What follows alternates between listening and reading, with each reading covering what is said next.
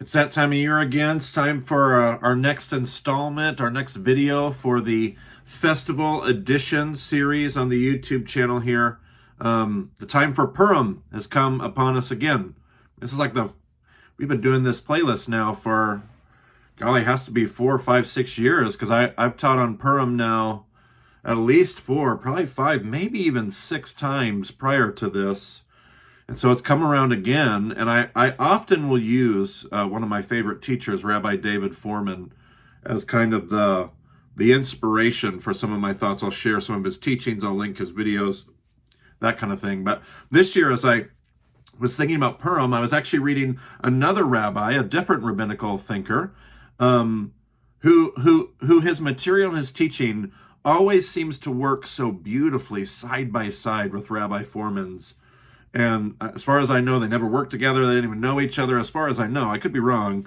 And I just find it so fascinating how beautifully their thoughts, taken from Jewish tradition, parallel each other. And this is one of the greatest rabbinical thinkers of our modern era, Rabbi Jonathan Sacks. And he died just a few years ago and passed away. And he was the chief rabbi in the UK. And just one of the more dominant and most respected thinkers of our modern era very recently. And he had a whole series. He had a lot of things. He wrote a lot, shared a lot, taught a lot. But he had a series that was called Covenant and Conversation. Covenant and Conversation. And it's basically a parashah companion for the 5 books of Moses: Genesis, Exodus, Leviticus, Numbers, and Deuteronomy. And if you're not familiar with the parashah is essentially like the Jewish lectionary. Like, there is a reading that they have had, a weekly reading that they've been doing for 2,000 years. It's lined out in the Talmud. Most scholars think they were probably using it before it was lined out in the Talmud. They were using that, or at least something very similar. There are weekly portions that every Jew at every synagogue around the world will all be reading on the same calendar. And so those portions are called parashah. The parashah portions. There's a parashat, whatever. And so oftentimes rabbis will write these. Essentially, it's like a commentary that you read, week by week. This is this week's portion, and here's a commentary. Here are some thoughts. And so this is Rabbi Jonathan Sacks. For every parashah, he'll have typically 4, sometimes 5 essays, 2 or 3 pages long, that he writes about that parashah. It's a little bite-sized commentary. Seems like a weird thing. Like, I thought you were going to talk about Purim. Why are you talking about parashah in the books of Moses? Because my inspiration for a short reflection this year for Purim actually came from Rabbi Jonathan Sacks and some comments he made in his commentary surrounding Parashat Ki Tisa. Parashat Ki Tisa is a reading in the book of Exodus. It's one of the parashah readings and portions from the book of Exodus. It is the section where it covers the famous story of the golden calf. And so most of us know this story. Moses has gone up on the mountain to receive the Torah, receive the law. He's there with God for 40 days, we're told, in the glory of the Lord in the cloud on the top of Mount Sinai. And right at the end, God says, I hear the people are doing a horrible thing. They've made this golden calf. And so Moses goes down the mountain at the end of this 40 days, and he finds the people of God there, the Israelites, worshiping a golden calf that they've made. And it's this story. It's this kind of this grave story. And so Moses, obviously, he's angry. He breaks the tablets. There's some things that happen. Then Moses goes back up the mountain and pleads with God to forgive the people. As the story tells it, God is interested in, he's angry enough, he wants to destroy them. And Moses says, don't destroy them. You need to forgive them. And it's this portion, it's this parashah portion that Sacks is commenting on. And here's the passage from Exodus 34. And I promise we'll get to the book of Esther, and we'll get to a thought about Purim here this year. But I want to start here with the golden calf. Exodus 34, verses 8 and 9 say this: And Moshe hurried and knelt to the ground and bowed, and he said, If I have found favor in your eyes, my Lord, may my Lord go among us, because, and the Hebrew word there is ki, because May my Lord go among us. May you forgive us. May you go with us because, and the because there is, this is the reason. Like, you need to do this, and this is the reasoning. The reasoning is this: it is a stiff-necked people.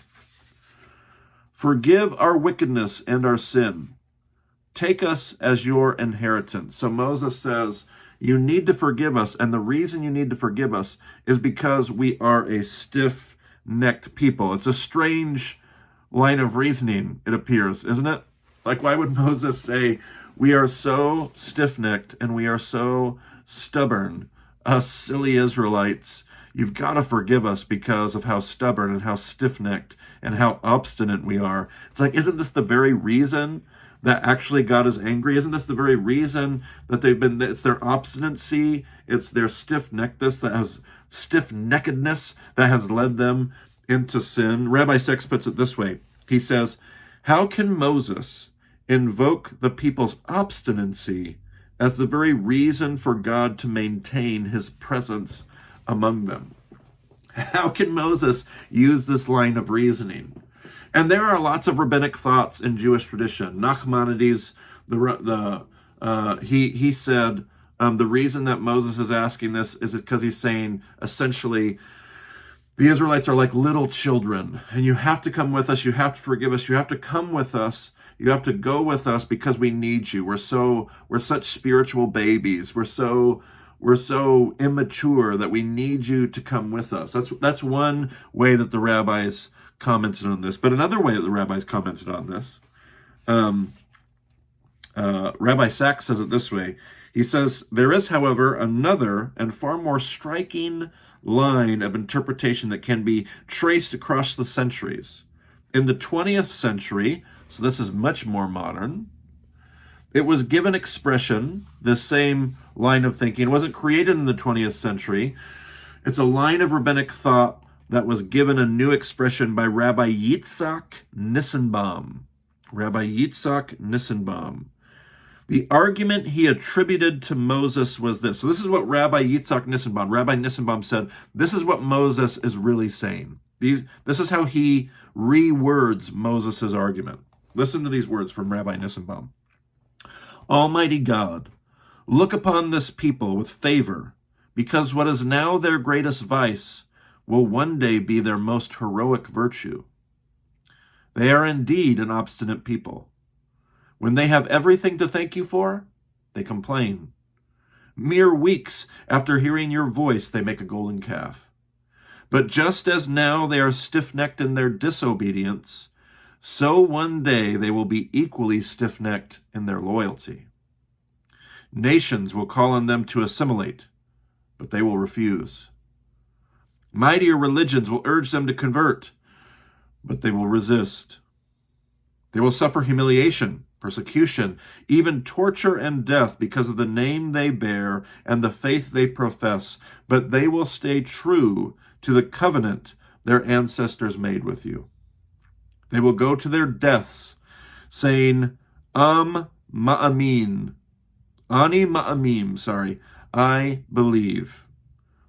This is a people awesome in their obstinacy. And though it is now their failing, there will be times far in the future when it will be their noblest strength. Rabbi Sacks then adds this: the fact that Rabbi Nissenbaum lived and died in the Warsaw Ghetto gives added poignancy to his words. And so then Sacks goes on in this essay to talk about Josephus and the Jews during the Roman period, and how this was true of Jews during the rise of Hellenism. And we've talked about the story of Hanukkah in the last video of this playlist, and all those things rang true. That was, in fact, what happened with the Jewish people. But then Rabbi Sacks notes the same parallel in the story of, you guessed it, the story of Esther, the story of Purim, and that celebration. Again, I'll read from Sacks. The real test of faith came when God was hidden, not when you could see God, but when you couldn't see God. Rava's quotation from the book of Esther is pointed and precise. The book is one of only two in all of Tanakh, all the Hebrew scriptures, which does not contain the name of God. The rabbis suggest that the name Esther is an allusion to the phrase, Haster astir et panai, I will surely hide my face. The book relates to the first warrant for genocide against the Jewish people. The Jews remained Jews under such conditions was proof positive that they did, in fact, reaffirm the covenant.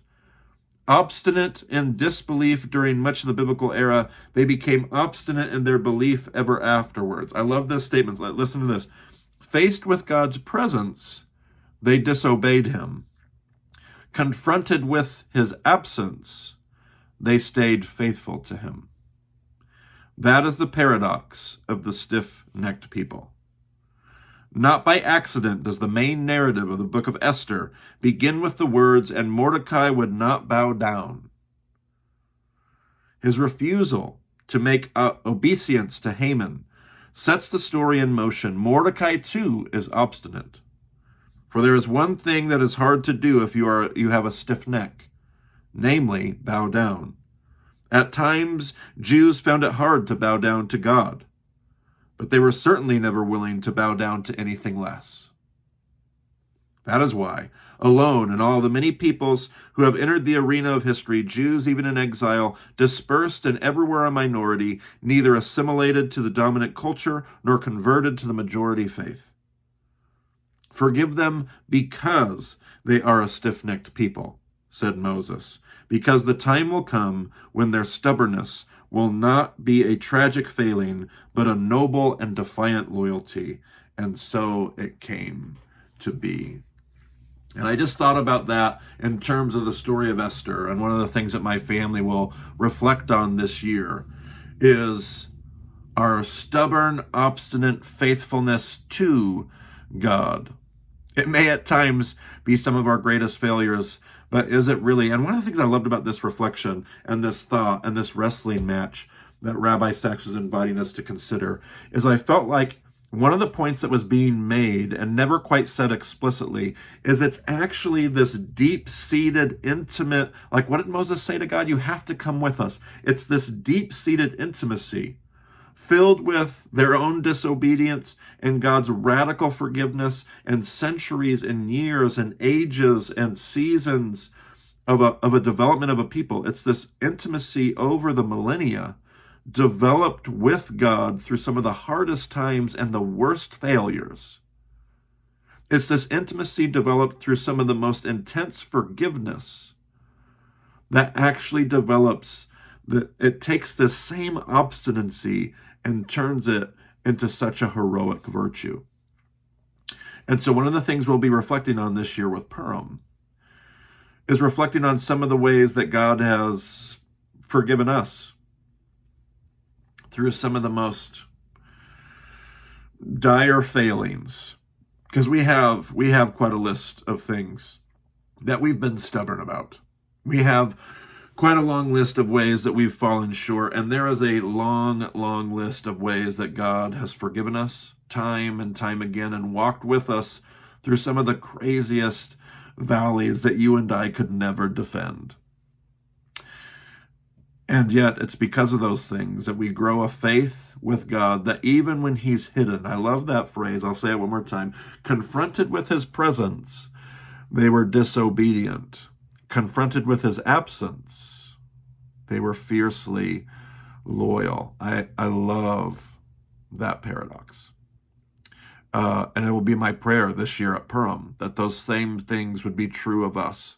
And some of our most frustrated moments where we feel like God is the most absent, that we would remember through the story of Purim and all kinds of other things. But would we be reminded this year at Purim that when God seems absent, like he's nowhere to be found, we know God personally. We've been through enough with God that we never give up that covenant relationship. May it be so. I'll put a link to this book if you wanted to find that. There's 4 others. This is the Exodus. There's a Genesis, Leviticus, Numbers, and Deuteronomy companion. This is the Exodus one. So I'll put a link to this one in the description to the video. I've really enjoyed learning from Rabbi Sacks just as much as I've enjoyed learning from Rabbi Foreman and so many others. So if that's helpful today, hopefully it's something to consider. Hopefully it's a helpful reflection. All the ways that God's forgiven you, doesn't it do something to the way that we refuse to let go, even when we can't see him? Have a great day. Hag Sameach. Talk to you later.